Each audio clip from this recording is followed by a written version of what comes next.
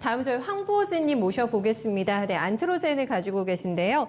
매수가가 76,000원입니다. 좀 고생을 하고 계신 상태이시고 30% 들고 있는데 그래도 장기로 시간 여유 두신 것 같은데요. 네, 장기로 봐야 될까요? 라고 대응 문의를 저희한테 주셨습니다. 오늘도 주가가 좀 밑으로 많이 빠졌더라고요. 네, 6%까지 하락하다가 그래도 밑꼬리를 달면서 4% 넘어가는 조정이었고요. 62,500원에 마감됐습니다. 앞서서 딱 잘라가지고 김도현 전문가님께서 바이오는 빼겠다 주도주에서 이렇게 얘기를 해주셨는데 제가 안트로젠에 문의를 드려야 될 것 같습니다. 이 종목은 예외가 될 수 있을지 일단 추세는 별로 안 좋네요. 안트로젠. 네, 저는 바이오주가 이번 시세는 사실 그 한국의 바이오 산업은 뭐 아시다시피 뭐 국내 고학력자들이 제일 선호했던 직장군이었어요. 최근까지만 해도. 그리고 뭐 연구개발 열심히 하고 있어서 앞으로도 국내 바이오 기업들의 성과는 저는 꾸준히 날 거라고 예상은 해요. 바이오 산업으로 놓고 봤을 때는. 근데 우리가 어떤 종목이 될지는 알 수가 없어요. 모든 바이오 기업들은 다 R&D를 하고 있고 임상 한두 건은 기본적으로 다 가지고 있습니다.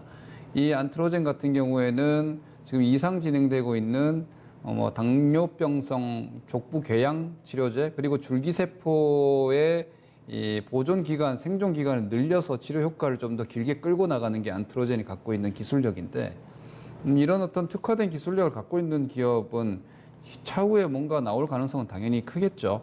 이번에 이 5월 달에 시세가 거기에 대한 FDA에서 이거 완전 신약 승인 이런 건 아니고 지금 이상 단계이기 때문에 일부 뭐 좀 더 임상을 좀 수월하게 진행할 수 있게끔 승인 나온 건들에 대한 기본적인 기대감으로 주가 급등이 나왔어요. 이게 이제 주가가 3만 원대에서 8만 원대니까 거의 3배 가까이 단기 급등이 나온 이유인데 6월 달에 바이오 시세가 코로나 치료제 기대감이나 이런 부분들과 함께 셀트리온을 필두로 해가지고 삼성바이오까지 많이 나왔잖아요.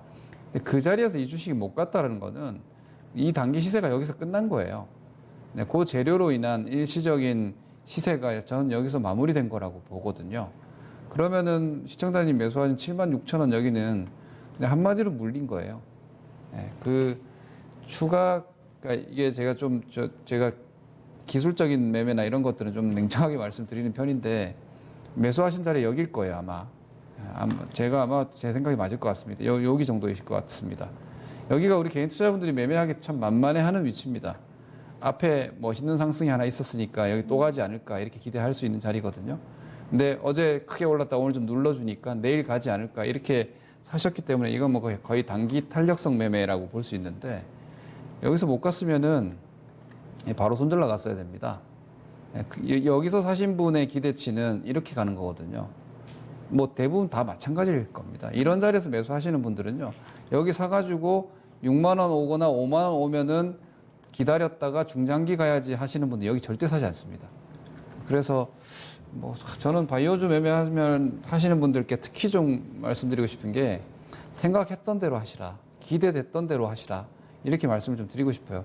내가 기대한 시세까지만 봐주시고 내가 기대한 시세가 깨지면 바이오주의 가장 취약한 건 뭐냐면 R&D만 연구개발만 하고 있다는 거예요.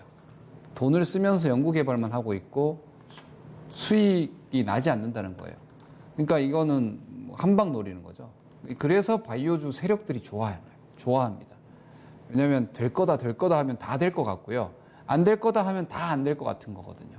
그래서 공매도 치기도 쉽고 뭔가 급등시키기도 쉽고 재료 조금만 있으면은 상한가도 쉽게 만들고 그러니 주가를 주무르는 세력들이 얼마나 좋아할 만한 종목군이에요, 바이오주가.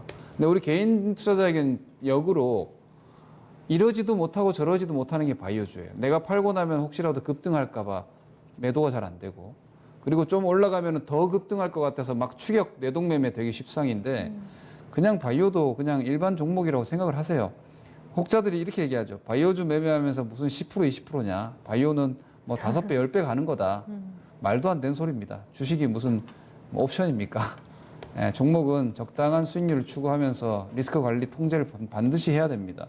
그래서 바이오주라고 해서 그건 다를 바가 없다고 저는 생각을 하기 때문에 우리 시청자님 매수는 기본적으로 매수가 잘못됐다고까지 말씀드리진 않습니다. 타이밍상으로 할 만했으니까. 그런데 7만 원에서 손절이 안 됐다고 봅니다. 7만 원에서 이 종목은 손절이 안 된 겁니다. 그래서 손절이 안 된 종목은 반등시 매도를 하는 게 맞고요.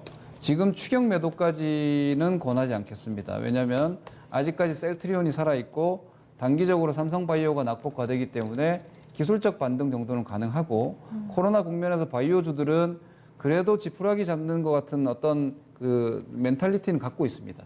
뭔가 조금 부진하면은 치료제 얘기 나오면 또 분위기 나오니까 그럴 때마다 팔아야 된다고 생각을 합니다. 다시 종목별로 R&D 결과가 나왔을 때 개별 종목 건들마다 움직이는 거지 바이오가 이렇게 분위기 타고 움직일 추가적인 이유는 없습니다. 이미 시장에 코로나는 노출이 돼 있기 때문에. 그래서 코로나 때문에 사실 이런 제약 바이오 섹터의 밸류를 우리가 좀 많이 주고 있는 겁니다. 왜냐하면 세상의 이슈가 질병이니까. 약제 필요성은 어느 때보다 강하고 백신의 필요성 어느 때보다 강하니까 이 산업 자체를 시장에서 좀 붐업시켜 놓은 건데 사실 실체는 없는 거다. 이미지다라고 생각할 수밖에 없거든요. 실제로 코로나 치료제나 백신을 개발하는 기업은 폭등하겠지만 그 나머지는 다 엑스트라입니다. 그래서 이런 바이오의 분위기로 이번 6월달, 7월달에 고점 매수 잘못하셔가지고는 꽤 오랫동안 힘들 종목들이 바이오에서 저는 또 나올 거라고 보기 때문에 하고 싶으시면 셀트리온, 삼성바이오, SK바이오팜 정도로 바이오 산업으로 투자를 하시는 거지 이런 개별주는 정말 R&D에 대한 이해도가 깊고 여기에 대한 부가가치를 믿고 뭐 한 정말 몇 년간 투자하실 생각이 아니시라면 10% 손절 각오하시고 반등시 매도 저는 7만 원 손절 의견 드리겠습니다. 네, 조금 아쉬우실 것 같긴 한데 더 나은 미래를 위해서 좀 결단을 내려보시죠. 네, 김동현 전문가의 의견 전달해 드립니다. 네, 황보진님 힘내세요.